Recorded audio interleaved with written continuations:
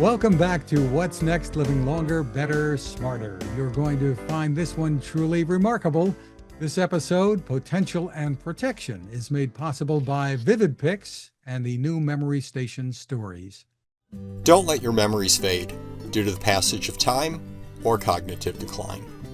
Vivid Pics Memory Station and software makes it simple to scan photos, documents, and mementos, restore these images, record voice narrative describing these memories, and share these wonderful memories with stories.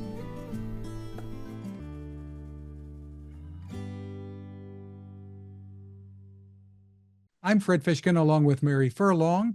Hi, Mary.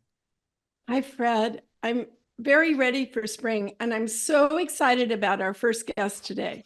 Well, he is going to be a keynote speaker at your upcoming What's Next Longevity Ventures Summit in June, and he is out with a brand new book he co-authored titled Think Remarkable.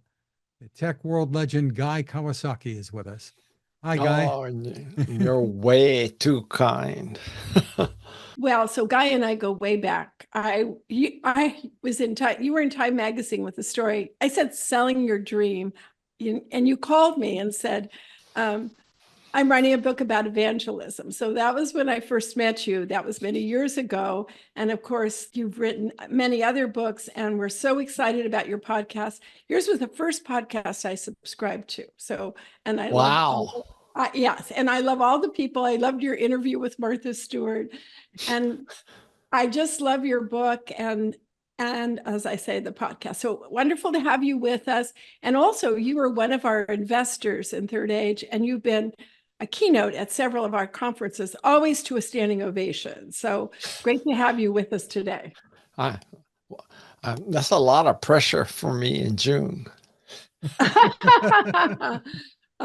Remember the lime green chairs? You came down and you spoke, and we had a stage with lime green chairs. So let's get started about the book. Right, Guy. In the book, you are passing along so much of what you have learned and observed, really, and what others have learned. So let's tell our audience a bit more about your remarkable background. People who may not be as familiar with you as maybe Mary and I are. So you want a quick synopsis of my checkered background, right? I think it's more like chess than checkered, but go ahead. I'm from Honolulu, Hawaii, and I went to Stanford. And Stanford, I met someone who eventually brought me into the Macintosh division of Apple. I was Apple's second software evangelist for Macintosh. So I worked at Apple for a few years. I started some tech companies. I returned to Apple as Apple's chief evangelist. I left. I started more companies, and I became a writer and a speaker along the way. And now I am a writer, speaker, podcaster, chief evangelist of Canva, which is an online graphics design service that I bet many of you use. And I'm also I'm an adjunct professor at UC Santa Cruz. And let's see, I think that's about it. That was quick. Wow, and now you surf every day, right? And now I surf every day. So I just love that Jane Goodall wrote the beautiful foreword to your book, and she's a jewel. And your connection to her is one of our stories we'd like to have you share. Sure. So my Jane Goodall story goes all the way back to Honolulu, Hawaii. I come from a lower middle class part of Hawaii. And in the 6th grade, my teacher told my parents to pull me out of the public school system, put me in a private school system because I had the potential to go to college. So luckily, my parents did that. They made the sacrifices. I went to a private school that got me into Stanford. At Stanford, I met a guy named Mike Boych, who eventually hired me into the Macintosh division of Apple. When I worked in the Macintosh division of Apple, I guess you would say I was successful as a software evangelist. I became fairly visible. Now, fast forward about 20 years, and a woman from TEDx Palo Alto reaches out to me and says, I'm a Mac user. You don't know me, but I know who you are because I'm a Mac user. And Jane Goodall has agreed to speak for us, and I would like you to interview her on stage. Which, of course, yeah, I mean, sometimes it's good to be Guy, right? Just manna drops from heaven. So, of course, I agree. I become friends with Jane Goodall. And then years later, I decide to start a podcast. And, who could be a better first guest than Jane Goodall, right? I mean, once you have Jane Goodall, everything else is easy. So then she becomes my first guest. We get even closer as friends. And in fact, tomorrow night, I'm going to her birthday party in San Francisco. So now Jane and I are friends, and I write this book. This book is called Think Remarkable, and it's based on our podcast. The podcast is called Remarkable People. And the podcast is about 5 years old now. So we have about 200 episodes and 5,000 pages of transcripts. And we look at that and we say, no one's going to listen to that much. No one's going to read that much. We need to cut it down and get the information and inspiration into a digestible size. So we reduce it to 170 pages, 88 tactics. And then the question becomes, well, who can write the foreword? And of course, the most logical person, and the person that many authors, I think, would just kill for. They would dream to have a foreword from Jane Goodall, of all people in the world, right? Like, if you think about it, who would you rather have write a foreword for a nonfiction book about making a difference than Jane Goodall? I cannot think of a person. I literally cannot think of a better person. So anyway, the bottom line is that's how I got to Jane Goodall, and it all started with a 6th grade teacher in Honolulu, Hawaii. That's a great story. I once had her on a panel we were doing for AARP, and I remember that her only request was that she have a hotel room where the window opened. And I thought that was so authentic. There's an authenticity and a beauty about graceful aging that you see in Jane. Now, tell us more. I know when you interviewed Martha Stewart, she talked about her role as a teacher, right? Yeah. That she saw herself as a teacher. And I thought that was so interesting, right? Yeah. Of all the things that she's taught us. So what we see the reasons. You had so much material, you almost had to turn it into a book, right? Yeah. Well, I mean, there's many answers to that issue. So on one level, it's the 200 hours, 5,000 pages. There's what I consider a moral obligation to take that and put that into a more approachable format. And then my podcast has no advertisers or sponsors. So I lose money every month on every episode. And, this is a way for me to monetize my podcast. Mm-hmm. Now, otherwise I'd have to sell ads and sponsorships, which I really do not want to do. So now this is my theory anyway. Well, I go back to that story of you in the 6th grade, and I think kids today need inspiration. I think this notion of how to be a remarkable person can, have a lot of audiences to the stories. And I think Bill Bradley, the senator, taught me this. People remember the stories that you tell. Yeah. Right? Yeah. They remember the stories much more than the facts and figures, right? So right. Well, and I think the use case for this book is parents and grandparents buy this book for their children and grandchildren. I've got grandchildren. I'm buying them for my grandchildren. Yes. I got to tell you, I just had 2 copies delivered from Amazon today for 2 of my grandchildren. So you sure hit it on the head. Thank you. You know what? I mean, this is my 16th book, and I have come to realize that the hard part of a writer's life is not the writing, it's the marketing. The marketing is the hard part of a book. Mhm. And listen, if you write a book about Elon Musk, right? So you would think, oh, Elon Musk, richest man in the world, everybody wants to read about him. But here's a very good test. So, did you buy the Elon Musk biography for your grandchildren? No, I didn't. And do you want your grandchildren to be like Elon Musk? No comment. I think it is Okay, appropriate here. I'll take that as a negative. And do you want your grandchildren to be remarkable and make a difference? Of course. Absolutely. And it's not to say that he is not making a difference, because in many ways he is. Yes, And he in many, is. but in many ways you would not want your grandchildren to emulate Be a everything about him. Nazi. Let's put it that way. So, I mean, So I let think, me ask you so this you about, hit upon what I consider the key marketing for my book, which is that it's not particularly going to be for tech bros who want to be the next Elon Musk or the next Mark Zuckerberg, but is for everyone who has kids and grandkids, and you want them to, find their meaning in life, find a direction in life, and have greater goals than just making a lot of money. well, that's what I wanted to bring out here. People have different views about what is remarkable.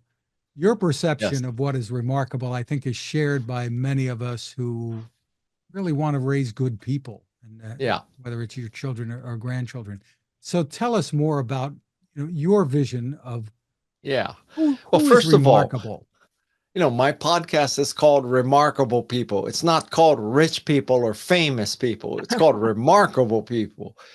And for me, the test for being a remarkable person is that you have made a difference and you have made the world a better place. Now, you don't need to be Martha Stewart or Steve Jobs or Jane Goodall to be remarkable. You can change just one life. You can change one classroom, one team. You could clean up one stream. It can also be your own life that you turn around. And that's the test that I use for remarkable people and for being in my book. And listen, if a hedge fund, private equity billionaire called me up and said, Guy, I want to be in your book. I'm a remarkable person. My fund manages $50 billion in business, and I gave a building to Harvard, and blah, blah, blah. I would tell them no. I would tell them, you're not remarkable. You might be rich. God bless you, but you ain't remarkable. So you're not on my podcast. Even if he was going to buy 10,000 copies of the book to distribute to his fans, it wouldn't matter, I'm sure. Okay, 100,000. But I think the only person from the finance world that I would have is Warren Buffett. If Warren Buffett called me up and said, I want to be in your podcast, first of all, I wouldn't believe it's him. But if it really was him, he would be on the next day. I think that's a great idea. The one thing I would add, I've just been looking at the data of the growth of the 75 plus audience working and how many people in their 60s are redefining what they're going to do next. I love the notion of an aspiration of remarkable in their encore career, because people are changing careers in addition to changing jobs. Yeah. Allergy season, I know. I hope I muted my sneezes. But anyway, you're absolutely right. And listen, I'm 69 and I'm not sure what I'm doing for my career. So yeah, I promise you, I mean, you both of you read the book. I promise you, listeners, that this book will help you make a difference and be remarkable. I don't care how old you are. It Right. will help. Right. Well, your personal story about not letting a battle with hearing loss, you're very open about that. Yes. Sideline your podcasting, and you cite some examples, some inspiration that you had here. I mean, you're inspiring others, but you were inspired to not let that get in your way. Well, I mean, listen, I am deaf. And the only reason why I can have this interview with you is because of the miracle of cochlear implants. Now, I have a cochlear implant which lets me hear fairly well. A cochlear implant takes you from deaf to lousy. It doesn't take you from deaf to good. But I mean, I have done podcast interviews when I had to depend on the Chrome live transcription. And let's just say that is very difficult to do because, it's not instant and it's not always right. But listen, I have come to believe that, first of all, nobody died from deafness, right? It's not a fatal disease. And if you said to me, okay, Guy, you can be deaf or you can have pancreatic cancer, guess what I would choose, right? So, I mean, yes, I'm deaf, and it's not easy to be a podcaster who's deaf. But, as I said, you don't die from deafness. And there are many people with better stories than me who have overcome ALS, or they've overcome, being in prison for 22 years, or their parents were both crack addicts, stealing money from them. They were homeless. Like, don't cry for me, Argentina. I don't have one of those, made for movie lives. Deaf guy doing a podcast. I don't think that, they're auditioning Tom Cruise to play me right now. I think 1 in 3 have hearing loss. So we've been covering a lot of the hearing technologies. I always joke it's saving marriages, but I think that there's a line in my next book called "Every Dissonance of Aging is a Market Opportunity." And as you look at the aging boomers, there's a lot of market opportunity because somebody's got joint pain, somebody's got hearing loss, somebody has, vision. And there are new technologies, thankfully, that allow us to continue to produce. You've always looked at technology in a very easy to use way. And I think Canva has just empowered.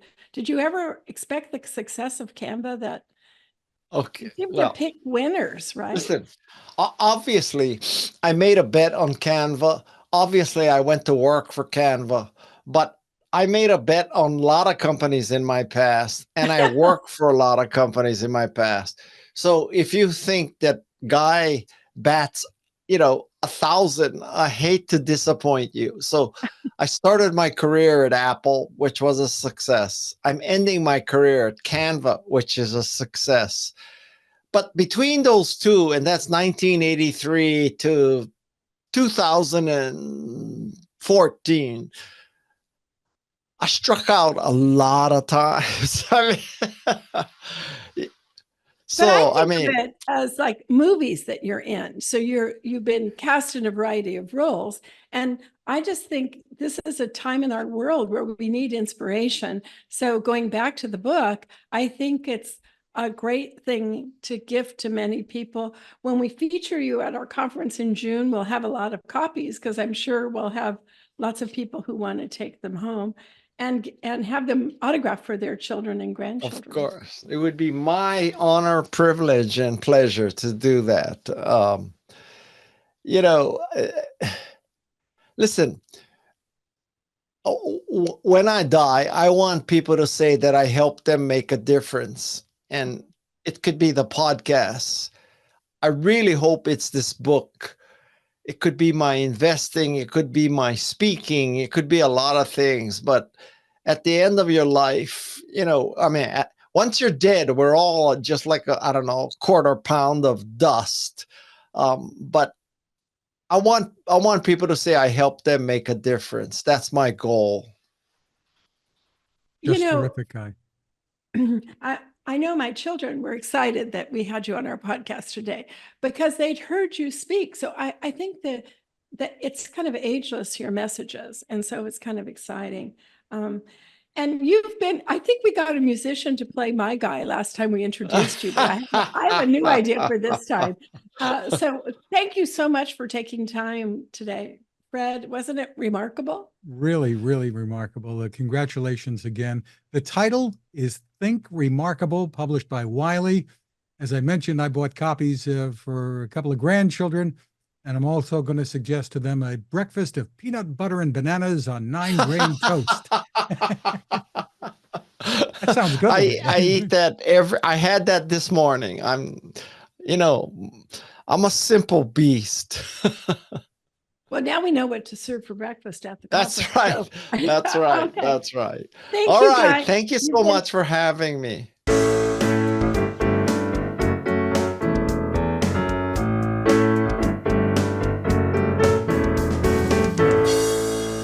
Mary, we hear the stories all of the time. Online scams are so common. Joining us from Google is technology expert Katherine Williams. Hi, Katherine. Hey, thank you so much for having me, Fred and Mary.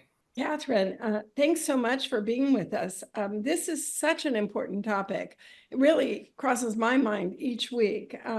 Many people may not be aware how serious it is, and for people of all ages, correct? Yes, scams, phishing, and malware attempts, we're seeing a rise in those over the years as technology and scammers become more advanced. So we want to make sure that people are educated and aware of the tools that they can use to protect themselves online. So tell us, what are some of the best tips you have for us and our audience of older adults? Well, to start off with how to spot a scam, I think using common sense and the red flags that are probably going up if you see an email in your inbox that just seems a little funny, trust those instincts. So the first thing I would say is if it seems too good to be true, it probably is. And then if you're seeing an email that maybe is asking for your information, personal information like your social security number, driver's license number, on a time sensitive or urgent basis, that is 100% going to be a scam. So as soon as you see those flags, make sure that you're marking them as spam, blocking the sender. Would also highly suggest using Gmail for your personal email address, because that's going to block 99.9% of phishing and spam emails. And that amounts to about 15 billion emails a day not being delivered to inboxes around the world. Are older adults any more vulnerable than the general population? What do we know? Actually, what we've seen is that this is a timeless and ageless issue. Young people of Generation X, millennials, everyone is susceptible to scams. So it really is about staying just on top of and educated about the things that you can do to keep yourself safe. Now, does AI make the situation any worse? Make it easier for bad actors to manipulate images, voices, and such, the things that that are clickbait that we see the headlines on? And if so, what can be done about it? Yeah, advancing technology of all sorts is one of the things that scammers are using to access people's personal information. So while we do think that there are opportunities for AI to actually help with cybersecurity, and those are things we're actively investigating here at Google, certainly it does mean that people need to be more on their guard and just more aware of the signs to look for when it comes to things that just might not be quite right when it comes to your privacy and security and staying safe. Tell us a little bit more about some of the tools that Google has to offer, because I know you've got password management, things like that can really be of help. Yes. So we all know how painful it is to have to write down all of your passwords on a piece of paper, keep it stashed somewhere in your house. That's not safe, that's not secure, and it's cumbersome. So we actually introduced a couple of new technologies, the most recent of which is passkeys.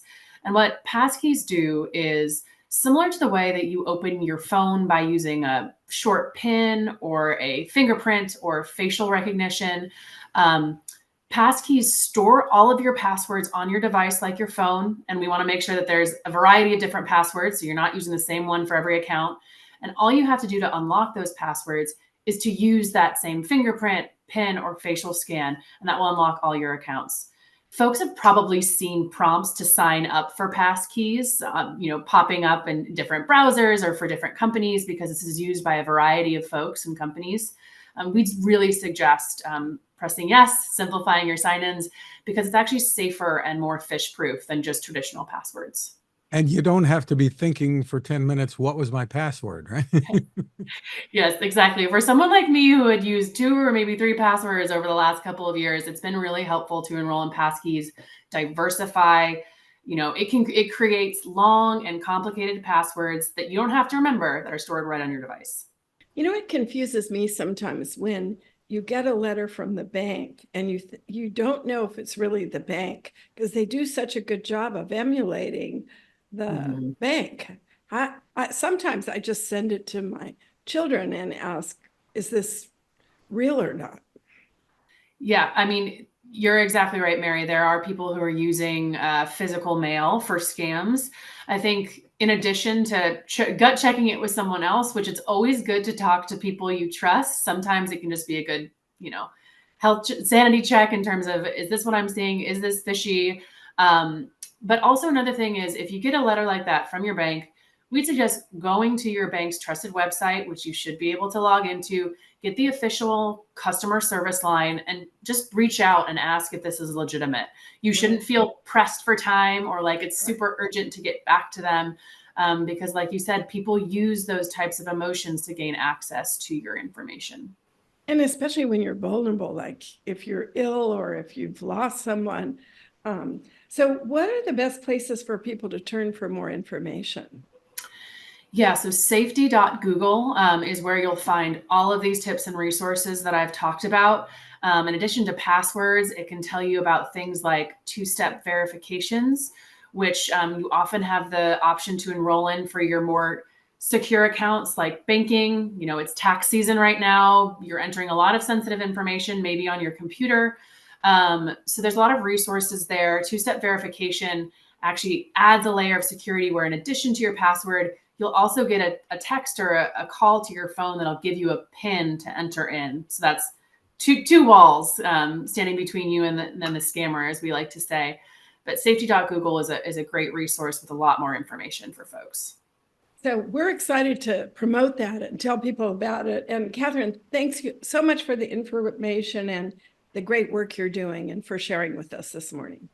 Yeah, thank you so much. And the last thing I will say is that, as we mentioned, this is important for people of all ages, especially young children and families. So if you're curious about how to talk to your kids, your grandkids about internet safety, we actually just teamed up with Highlights Magazine, which is that beloved kids magazine that you see in dentist office and pediatrician and boys and girls clubs, and created an entire internet safety issue based on our Google's Be Internet Awesome curriculum. So it teaches kids to be kind, confident, safe explorers of the internet. And frankly, I learned a lot while using it. It's not only in physical copies, but you can find it online, free for everyone, at highlights.com/internet safety. Well, I'm going to mention that to my 9-year-old twins that are coming over today. So they're here for math tutoring, but I'm going to explain that to them. Yep, it has been sent to my niece and nephew. Absolutely, yes. Yes. Mary, between Guy Kawasaki and his wonderful new book, Think Remarkable, and what we have learned from Katherine, I think this was time well spent for everyone. I think so too. And I hope everyone listening and watching has a chance to really enjoy the spring and also get a copy of Guy's book, don't you think? Terrific. And it's a great spring read, summer read. And of course, we appreciate everyone for taking the time with us. And thank you to our sponsor, Vivid Pics, and the new Memory Station Stories. Really a terrific memory preserving tool for families. Find more at vivid-pics.com. And you can always find us at maryfurlong.com/podcast. And Fred, I just want to mention, I was at the ASA conference this week, and the Vivid Pics booth was swarmed with people who are coming by to learn about the Memory Station. Check it out.